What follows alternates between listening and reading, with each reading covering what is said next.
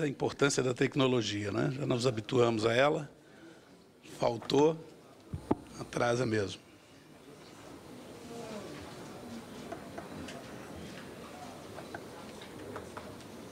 Pronto, doutor Floriano. Muito obrigado.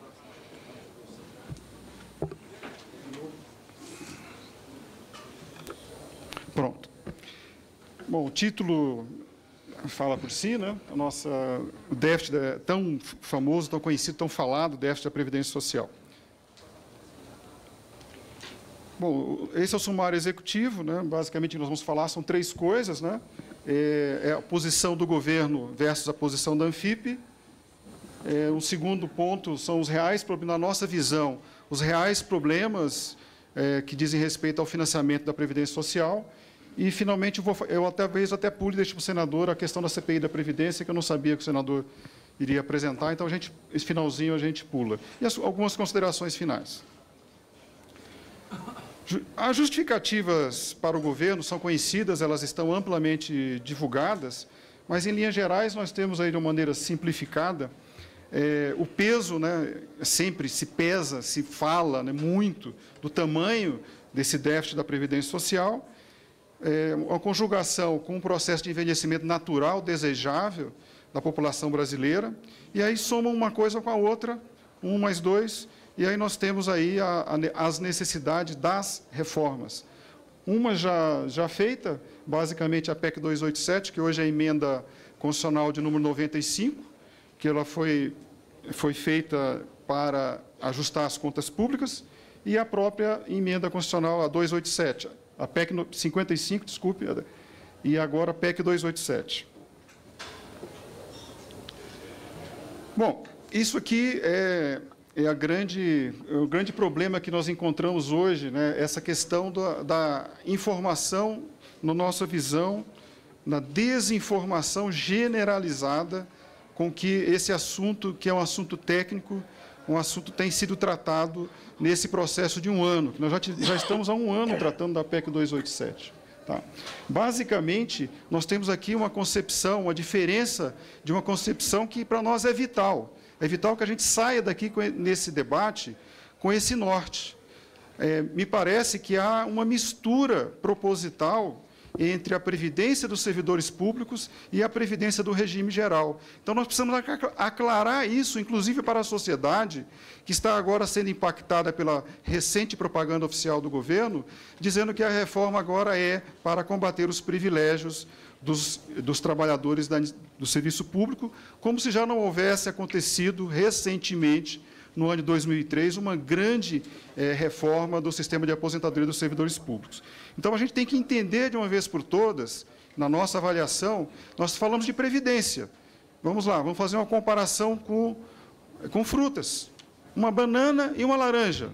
Ambas são frutas, mas não dá para tirar de um pé de banana uma laranja e de um pé de laranja uma banana. Não dá, são coisas diferentes. Elas estão em locais diferentes da Constituição Federal, não é à toa. Estão separadas até por uma distância grande. Nós temos o servidor público sendo tratado pelo artigo 40, a aposentadoria do servidor público, e a aposentadoria do regime geral, lá em cima, já no 194, no 195 e depois no 201. Então, esse debate ele tem que ser colocado às claras. Nós estamos falando de duas coisas diferentes, 2 remédios diferentes para serem tratados caso se identifique efetivamente que há problemas com as previdências. Não dá para somar as duas, como o governo tem feito, e apresentar um resultado geral e ainda mais comparar como tem sido feito agora. Faz-se uma média, desconhecendo, ou melhor, não informando, que o servidor público, no seu sistema de previdência, ele paga sobre o total do seu trabalho, da sua remuneração, e continua pagando, inclusive, depois de aposentado. Então, isso não a população tem que ser informada, efetivamente, de que são sistemas diferentes. E que mais? Que desde 2013, 2014, há um teto muito claro. O servidor público agora, que entrou a partir de 2014, ele se aposenta com o mesmo teto do INSS. Então, gente, a gente precisa entender isso, precisa se deixar muito claro. Nós não podemos sair daqui hoje sem chegar num acordo. Nós estamos tratando ou não de duas previdências diferentes, com duas características, dois públicos, que se conversam na medida em que há a contagem de tempo recíproca, que há acertos que são feitos e não poderia ser diferente. E nisso a gente entra na questão da Seguridade Social, que é a discordância de fundo que nós temos quando se fala nessa conta simplória do déficit da Previdência e aí do regime geral, que é você pegar o orçamento da Seguridade Social, escolher uma fonte da Seguridade Social, que é a folha de salários, e comparar com o total que se gasta com aposentadorias do regime geral. Não é isso que diz a Constituição Federal, e nossa discordância de fundo, profunda, com a metodologia aprovada pelo governo, ela discorre disso. A metodologia que a Anfip aplica é o que eu leio na Constituição Federal. Não tem nada excepcional, eu faço a leitura do que diz, ou do que pretendeu colocar no texto constitucional constituinte de 88. Então, nós precisamos considerar que o regime geral ele tem que ser tratado dentro do âmbito do orçamento da Seguridade Social. É para isso que ele foi feito. O Constituinte de 88 não criou uma jabuticaba, isso no mundo inteiro funciona dessa forma, e a gente precisa, então, fazer algo que nunca foi feito. Bom, eu já me antecipei um pouquinho, né? Nós temos a Seguridade Social, voltando a 1988, para os mais jovens. Antes de 88, nós não tínhamos a Seguridade Social.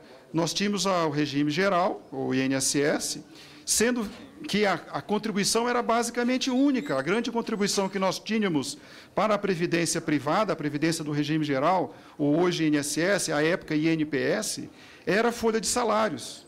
E, naquela época, a própria contribuição da folha de salários, a gente já sabia que ela não seria suficiente, inclusive, ela pagava, tinha uma parte dela que ia para a saúde.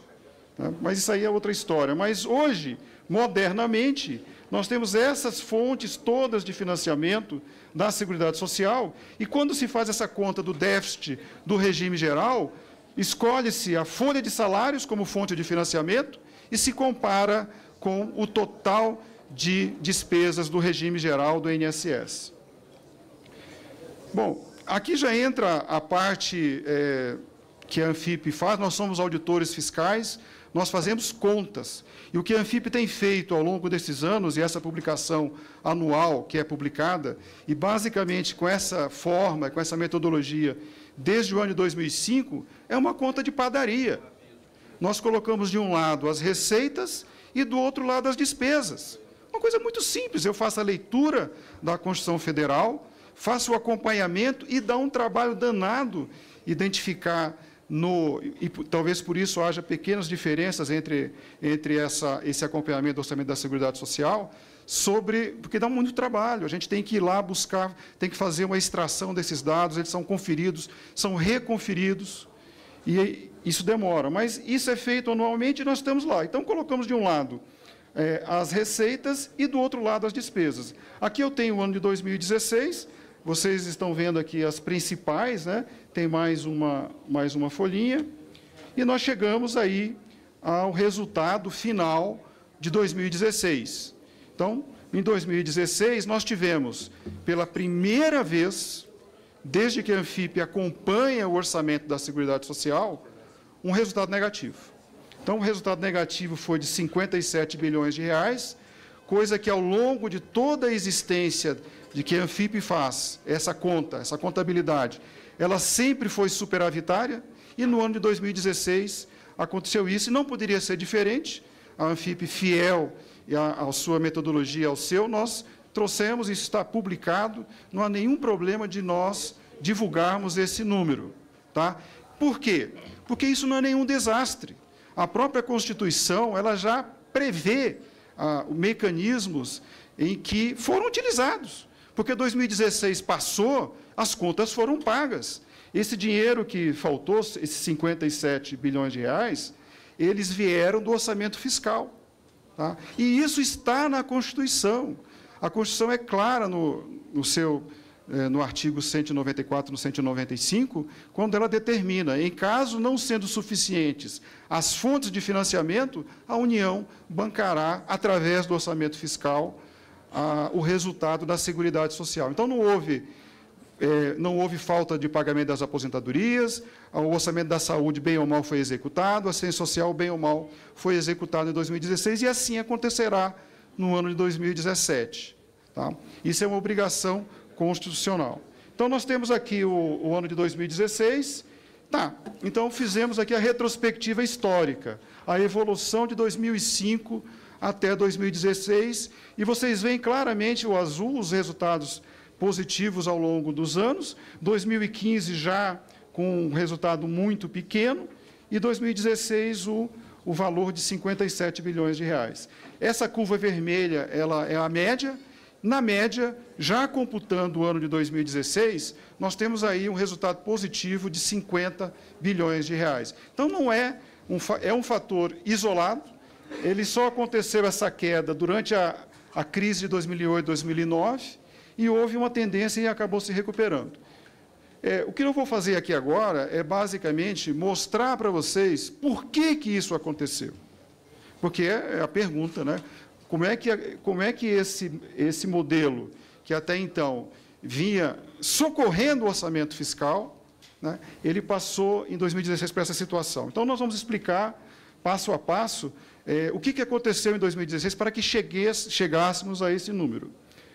Bom, aqui nós temos, basicamente,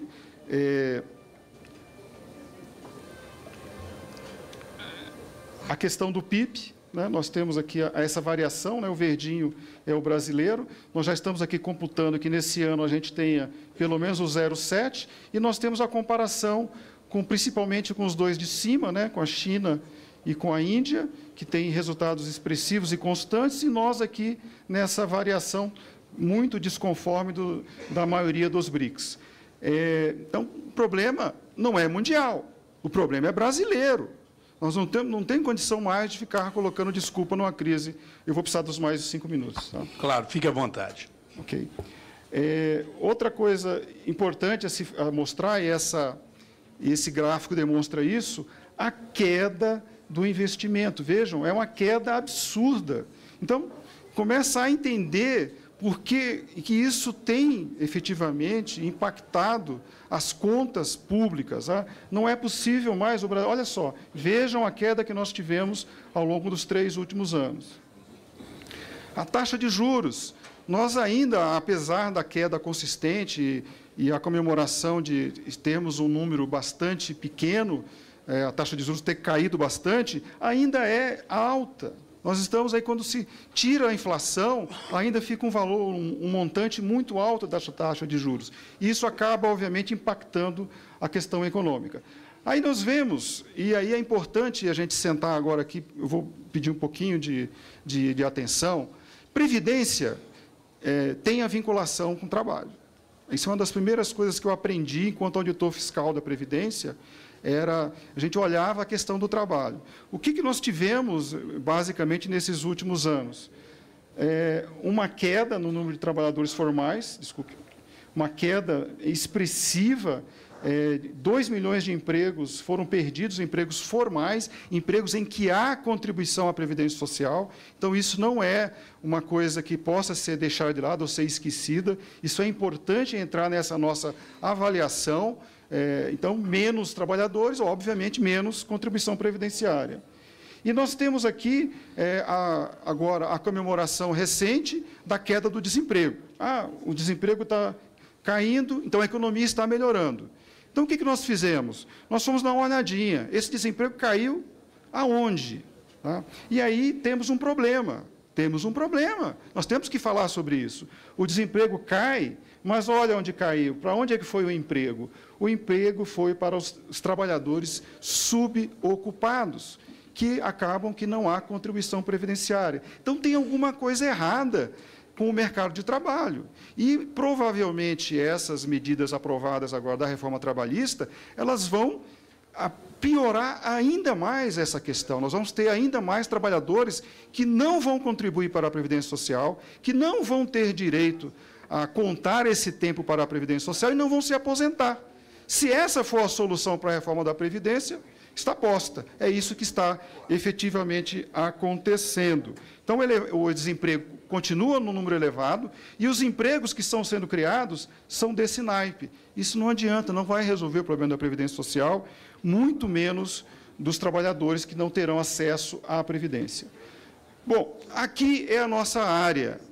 Aqui é a nossa área que está sobre a responsabilidade da Receita Federal do Brasil, e eu, como auditor fiscal, a gente coloca isso, a queda real da arrecadação de tributos a nível federal, 12% em 2 anos, em comparação a 2 anos. Isso não é uma coisa que nunca aconteceu na história do nosso país. Tem alguma coisa errada. Isso não é só a queda da atividade econômica.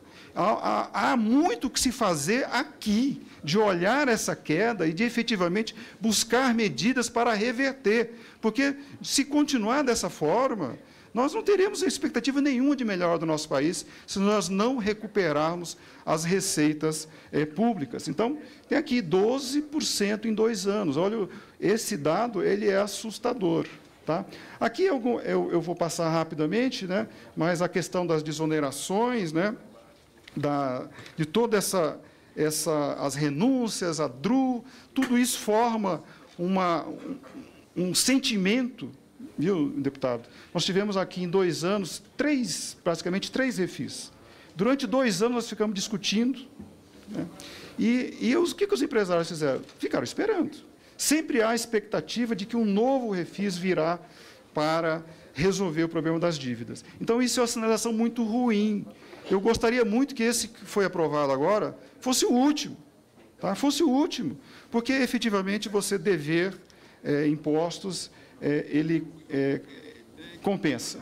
Aqui a questão da DRU, eu também não vou falar muito sobre isso, só vou dizer o seguinte, é inacreditável. Essa casa, os senhores deputados, senhores senadores, fizeram uma loucura total, assim, para aprovar a DRU, está acabando, a DRU em 2016, retroativa ao início do ano, aprovaram no final do ano, retroativa ao início do ano, aumentando de 20% para 30%, e agora, na proposta que vai ser deliberada da PEC 287, o governo desiste da DRU sob as contribuições sociais. Então, assim, temos que tomar...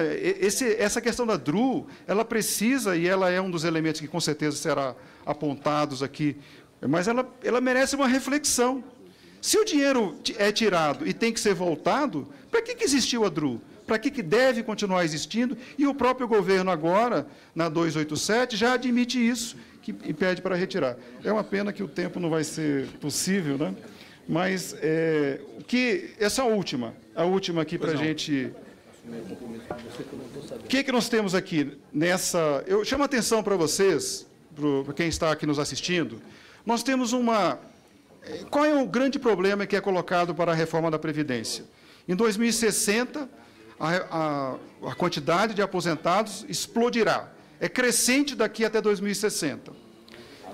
O Brasil passou por uma transformação demográfica que nenhum país da Europa, no mundo, passou nesses últimos anos. Então, vai explodir a Previdência Social em 2060, e nós temos que fazer alguma coisa. Então, aqui a gente tem que chamar a atenção que é divulgado,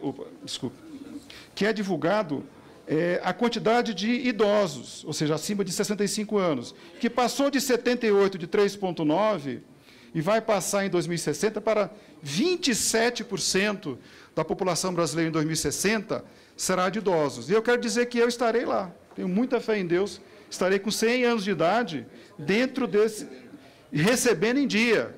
Porque se nós não tivermos condição, parlamento, governo, sociedade, de olhar com seriedade o sistema previdenciário, aí eu vou me preocupar. Mas eu tenho certeza que nós vamos tratar disso. Mas vejam lá, 27% de idosos. Tá? Qual é o que interessa? O que é escondido de vocês?